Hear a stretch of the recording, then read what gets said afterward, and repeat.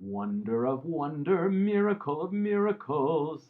Not talking about Fiddler on the Roof today or Finding the Perfect Girl because I already did, but this beautiful song from that musical does talk about a man who finds a wife, but he also talks about the many, many miracles that Hashem, that God did for his people. Even talks about what's been happening these past few weeks in the Parshiot about Paro releasing us and all of the plagues. And finally, we're here at this incredible moment at the splitting of the Sea of Reeds, the Yam Suf, and we make it through alive and we survive. And Hashem wipes out the army that was chasing us from Paro's army.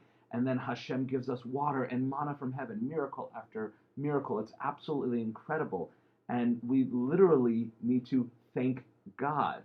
And in fact, Moshe does that in this beautiful song that we sing every morning to remind us and connect us with this historic moment and how Hashem, with a mighty hand, took us out of Mitzrayim. Basically, what the Pesach Seder is all about. And we sing the song, Az Yashir Moshe Uvanei Yisrael.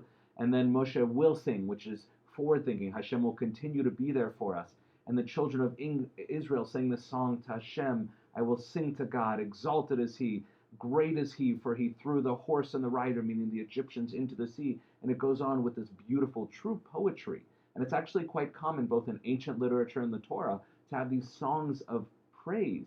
And Rashi and all the rabbis just recognize how great these miracles are. And even Ramban Nachmanides says that when a group of people who recognizes what a miracle is, sees that their God does this incredible thing, any lack of faith that they have will just melt away. Their doubts will be disproven. So after all of these miracles, Hashem flipped the universe itself on its head. The whole world, all life, animals, trees, everyone saw it. So of course, our faith is perfect in Hashem now, correct? Not correct. We're Jews. Watch any movie about Jews, and what do we like to do? We like to complain. At the Sea of Reeds, we said, oh, we're going to die out here. What, Moshe, you couldn't bring enough graves for all of us here? What, Moshe, you couldn't bring food? We had better food back when we were in Mitzrayim. And just over and over again complaining. They're literally, the places geographically are named after our bitter complaining about the lack of water. So with all of this complaining, the question is, why did Hashem give us all these miracles if they didn't do anything for us? Now, that question is so complex, and just asking it, is almost missing some of the nuances, but it seems from the surface read that we were just ungrateful, yet Hashem continued to do miracles for us. Or did he? So the first thing to recognize, or the first thing to ask is, who are these miracles really for? Now, in some ways, they were certainly for our people, but the text of the Torah implies, Hashem explicitly says that these miracles so that the other nations will know of God's greatness and what he did for his people. So the first thing is these miracles weren't for us and whether we were grateful or not. It's so the whole world would know that the Israelites are a people now, that they have a God and they are not to be messed with.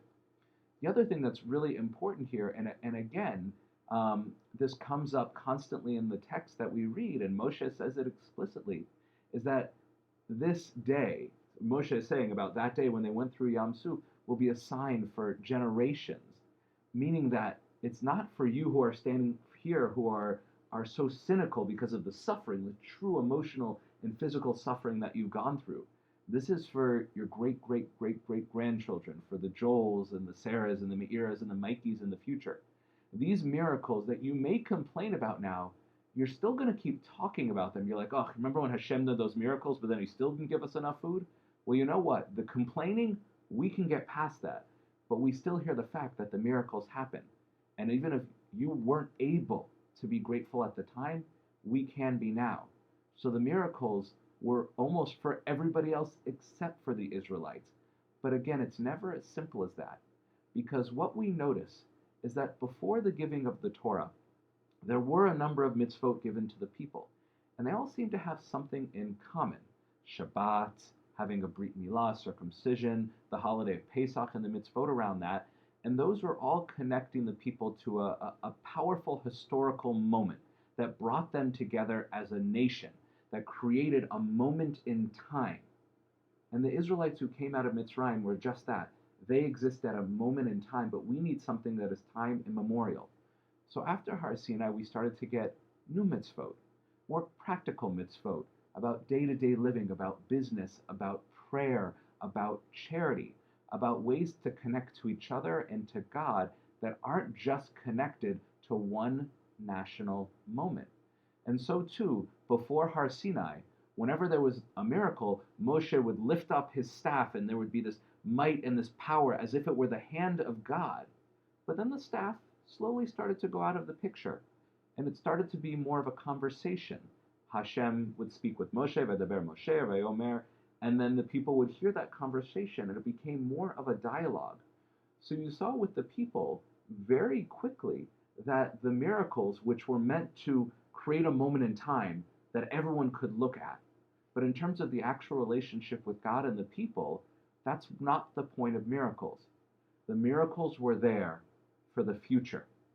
But for the actual people living in that moment, they needed a different kind of relationship. They needed to be able to connect to Hashem in every moment, constantly through commandments, to be able to either speak to Hashem or at least be able to share their thoughts through Moshe with Hashem. And what we can learn from that is that the people's lack of gratitude is in some ways understandable. They couldn't appreciate the real use of the miracles because in some ways they thought these miracles, they can't really happen constantly. You know, we just saw a great miracle, but I'm hungry now. Is Hashem going to constantly give miracles? And that's not what we want. We want a give and take, a back and forth relationship with Hashem. But they couldn't see that in the moment. They said, is this a God who's constantly going to change the universe? Probably not. So we're going to be cynical about it. But if they knew that that's not what Hashem wanted, Hashem wanted a people who would be grateful for the historical moment, Hashem saving us, but also a people who wanted to interact with God constantly. And that is the shift that slowly happened in the Torah, and the move from miracles to mitzvot. And today we can appreciate both of those. We can appreciate the great things that Hashem did for our nation. The entire world can recognize those great moments.